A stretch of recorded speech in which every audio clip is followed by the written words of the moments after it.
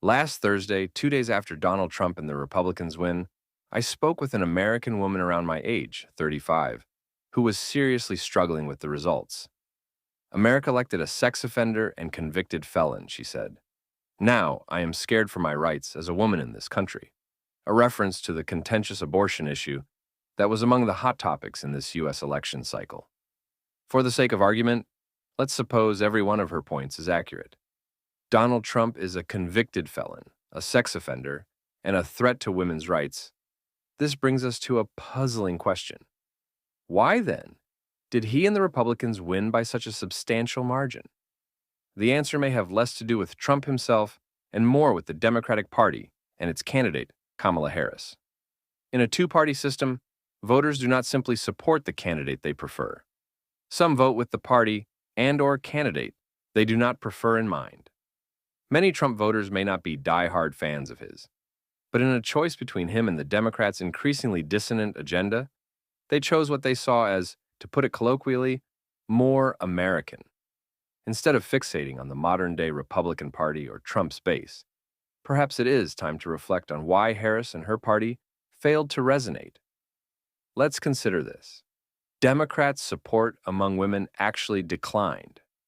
While Harris won 53% of the female vote, Biden had won 55% in 2020, showing that even women did not feel as strongly aligned with the Democratic Party as before. Trump, meanwhile, won 46% of women this year, up 3% from the last time he ran for president. Naturally, many self-styled Democrats are spinning this humiliating loss as an issue of gender or race. But Trump's victory was not a decisive blow, akin to a boxer dominating his opponent. Sometimes, a team wins simply because the opponent shits their pants, so to speak. In the long run-up to this election, the Democratic Party shit their pants on a myriad of occasions. Consider these three examples from the perspective of an American Jew. Number 1. The Democratic Party. Leadership's shifting stance on Israel. Shortly after October 7th, in virtually every conversation about Jews in America, the Biden-Harris administration began grouping anti-Semitism, which is almost always unjustified, with so-called Islamophobia, which is almost always justified. I recall last November that Harris found the gall to spiritlessly unveil an anti-Islamophobia strategy, just one day after the FBI director told senators that anti-Semitism is reaching historic levels in the United States. Only America's academic and media elites, overprivileged millennials, self-declared oppressed people, and ignorant college students bought this Islamophobia nonsense. Much of the rest of America was shocked by October 7th and the pro-Hamas faction of the Democratic Party because, among other things, they remember 9/11 quite vividly and know jihad when they see it. Even then, it was not just semantics that failed the Democrats.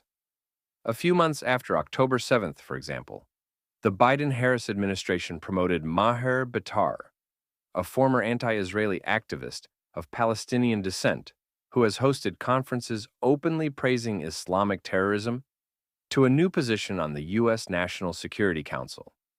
Within the Department of State, the U.S. version of a foreign ministry, certain factions have prioritized broader regional strategies that emphasize appeasement of Middle Eastern powers like Qatar and the Islamic Republic of Iran, both of which are openly hostile toward the West, including longtime American ally Israel. This is why it was no surprise that, 2 weeks ago, Ariane Tabatabai, an Iranian-American senior policy advisor to the U.S. Department of Defense, leaked highly classified American intelligence about Israel's plans for retaliation against Iran. And this was not the first time that Tabatabai has acted nefariously against American interests in an official U.S. federal government role. According to a trove of purloined Iranian government emails, which came to light last year, before October 7th, a guy by the name of Robert Malley helped to fund, support, and direct an Iranian intelligence operation designed to influence the U.S. and allied governments. They showed that Mali had helped to infiltrate an Iranian agent of influence named, you guessed it, Ariani Tabatabai, into some of the most sensitive positions in the U.S. government, first at the State Department and now the Pentagon.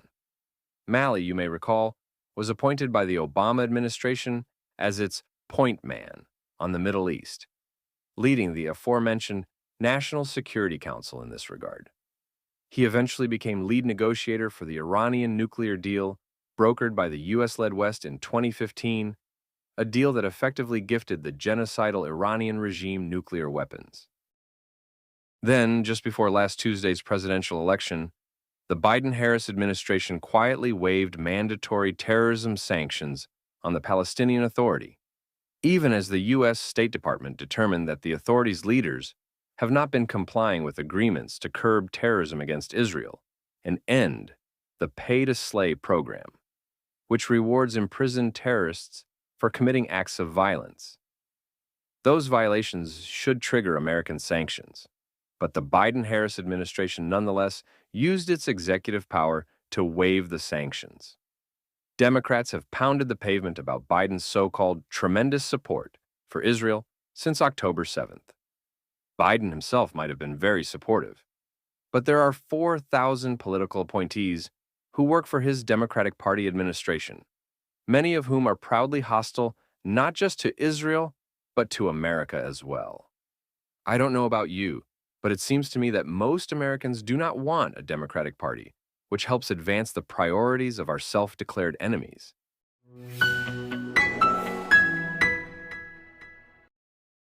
Number 2, an out-of-touch Democratic Party. In July, Kamala Harris, the vice president, deliberately skipped Israeli Prime Minister Benjamin Netanyahu's address to a joint session of the U.S. Congress. By choosing to sit out, Harris sidestepped a deeply loyal U.S. ally, facing a seven-front existential war, while subtly signaling a disturbing shift in diplomatic norms. Harris's absence is no less troubling for the precedent it sets. If America's leaders, especially at the highest levels, can selectively dodge engagements with leaders of allied nations based on domestic discomfort or political calculations, the notion of steadfast alliances quickly becomes conditional. As such, Harris and the Democrats trivialize the American-Israeli relationship, making it look less like a cornerstone of U.S. foreign policy and more like an inconvenient partnership, convenient only when it suits current political tides. It also shows just how out of touch Harris and the Democratic Party are with Main Street USA. A recent poll of Americans about the 20 most favored institutions in the U.S. has Israel at number 6, whereas campus protesters, the Palestinian Authority, Antifa, and Hamas, obviously, occupy 4 of the 5 least favorable institutions, China being the other one.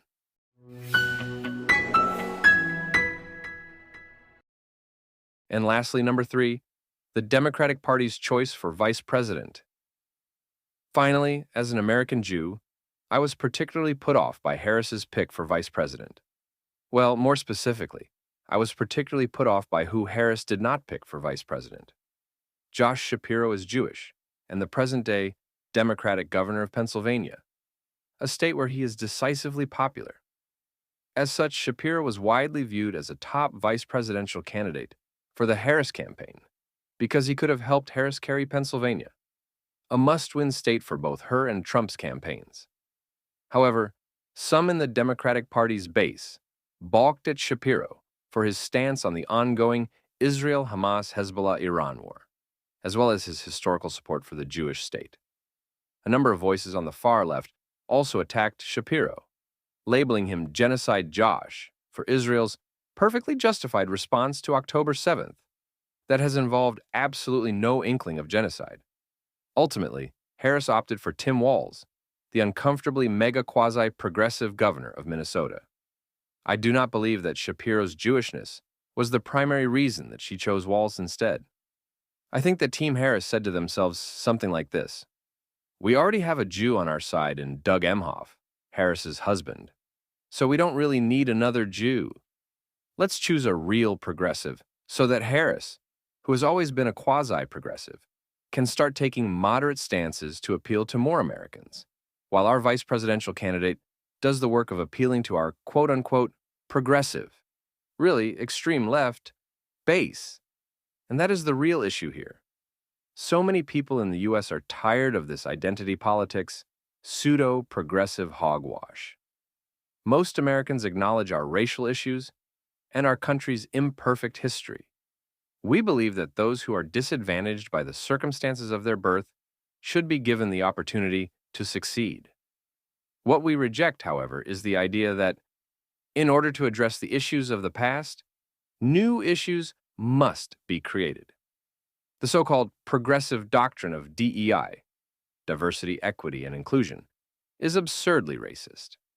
We know it and we despise it precisely because you cannot halt racism with more racism. What's more, most Americans do not believe in extreme socialism, let alone communism, both of which are pillars of the so-called progressive movement. We believe in meritocracy. We do not care about the rich being rich because we know that we live in a country where being rich is available to most anyone with the talent and drive to make it. We do not resent success, we celebrate it. Most Americans are also relatively optimistic. This means that the progressive view of American history as a laundry list of purely evil transgressions for which we must eternally apologize is utterly beyond the pale. We believe in moving forward and correcting along the way, not endlessly obsessing about the past.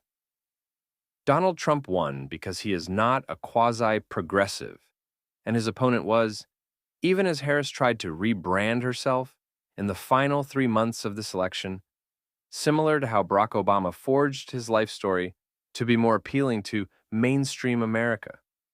The American people did not want a female version of Obama, pseudo-progressive, unqualified, and obsessed with identity politics. On the campaign trail, Tim Walz accused Trump of being unhinged. Interesting how America chose quote-unquote unhinged Trump over the guy who advocated for tampons in boys' bathrooms at schools. And Democrats wonder why they did not win. Not only are Americans not that stupid, but we are tired of being told that illiberalism to save liberalism makes perfect sense.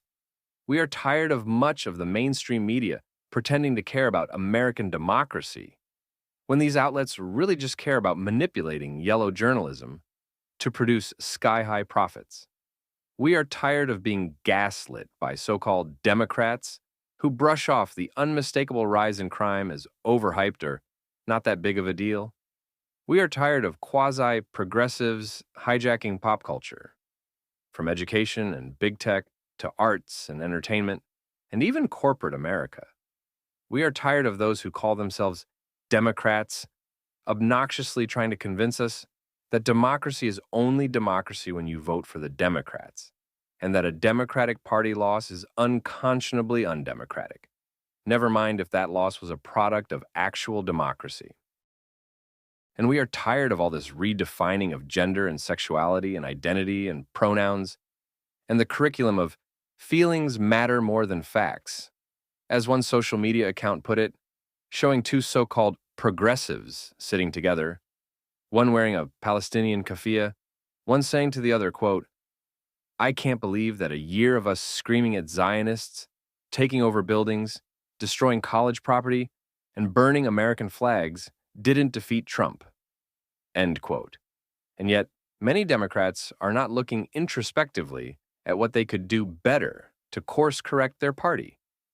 They are blaming Trump and the Republicans and parts of American society for all sorts of things, some of which might be accurate, but that is not the point. Long ago, I learned that it is more effective to make sure my side of the street is clean before I go on harping about how much my neighbor's side is not. And right now, the Democratic Party's side of the street is an absolute dumpster fire. As someone aptly wrote in the last few days, foolishness says the Democrats lost because everyone who did not vote for them is stupid, racist, or misogynistic. Wisdom says the Democrats lost because something about their party needs serious change. Heck, some 64% of Native Americans voted for Trump and the Republicans. I'm old enough to remember when the Democratic Party's narrative was that only quote-unquote white people like Trump. Now their narrative is that everyone who voted for him must be uneducated. If you want to win a future election, you might want to refrain from implying that all the folks who did not vote for you, including the people who you claim to champion like Latinos, Black Americans, Native Americans, and women, are stupid. It is tragic how many Democrats are unable or unwilling to engage in introspection and self-awareness. If they did, they would see quite clearly that they shot themselves in the foot. When you shoot yourself in the foot, do you blame the gun, that is Trump and the Republicans and their voters, or do you blame the person who pulled the trigger? As the impeccable philosopher Thomas Sowell once said, quote, "One of the most pathetic and dangerous signs of our times is the growing number of individuals and groups who believe that no one can possibly disagree with them for any honest reason." End quote. There was a microcosm last Tuesday night, shortly before the major U.S. news networks reluctantly announced that Trump and the Republicans were on their way to victory, when the journalists working on the TV channel, MSNBC, started to appear increasingly agitated. The reality was hard to ignore. Harris and the Democrats were not only losing in pivotal swing states, but also in areas that her comrade, Joe Biden, had won by big differences just 4 years earlier. The camera showed one commentator after another, perhaps in search of some plausible explanation, and then the audience suddenly received a preview of the impending blame game. One of these journalists said, and I quote, "I think it's important to say anyone who has experienced this country's history and knows it cannot have believed that it would be easy to elect a woman president, let alone a woman of color. I mean, this was really a historic, flawlessly run campaign." Historic? Flawlessly run? Really? Is this not the same type of reality distortion that Democrats have long accused one of, in their eyes, the world's greatest evils, Fox News, of perpetuating? Or is there something deeper here? Maybe it is not just about hypocrisy, like all the Democrats who wailed about the modern-day Hitler being elected president a week ago, yet who suddenly became very quiet about what happened in Amsterdam last Thursday. Maybe much of the Democratic Party's policies have become entrenched in gaslighting, lies, indoctrination, deception, false pretenses, and artificial excuses. As one billionaire megadonor to the Democratic Party said last week following the election, quote, "I think the policies of the Democratic Party are fundamentally broken. They have become the exact opposite of where they were even 20 years ago. I don't need you to tell me that the Republicans do the same thing. I know they do the same thing. But they do not brand themselves as those who are more sophisticated and courteous and caring and liberal, and those who honorably take the high road. Today's Democratic Party leaders tried to manipulate Americans into thinking that they were the good guys, until the mask came off for us to plainly see. Some say that this is the end of liberalism. I vehemently disagree. Truth be told, liberalism was hijacked by the extreme left, and the goalposts were moved without asking for most people's consent. Therefore, liberalism has not changed. The Democratic Party has.